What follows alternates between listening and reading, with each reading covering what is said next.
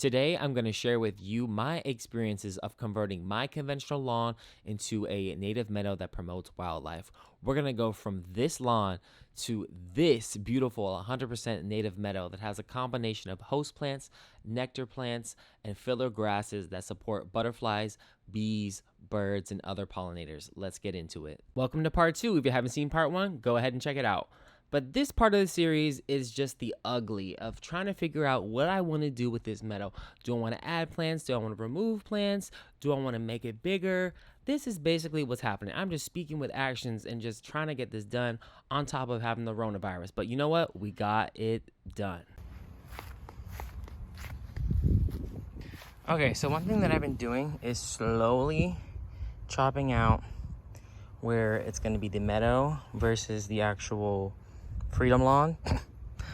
And so that way I'm going to put pine straw all throughout here, so that way I have some space between the meadow and the actual freedom lawn, so that way it has a clean look when I go to edge this, and it'll look nice and fresh. And I'm working my way from there all the way down to here. I'm going to literally put some like slits, like lines like this way with the shovel, and it makes it easier to get those chunks out. So with the meadow area, I'm going to fill in between these pineland drop seeds are these 3 beautiful royal catchflies.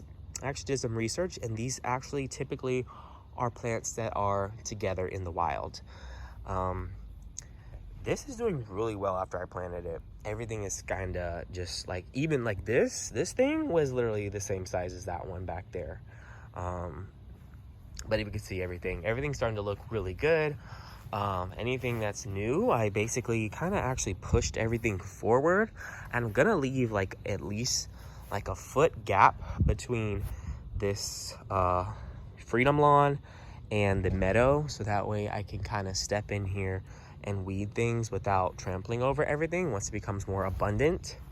But the goal is to get all these plants that are in that box planted into the ground, and all these plants that are in pots over here planted in the ground.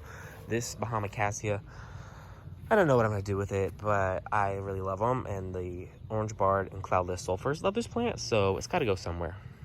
So that's everything right there. Everything came pretty well for shipping, I'd say. That's the St. Andrews, that's the Carphephorus, Florida paintbrush, and then that's the chalky blue stem. So I'm going to just go ahead and just grab all these and just place them in the meadow.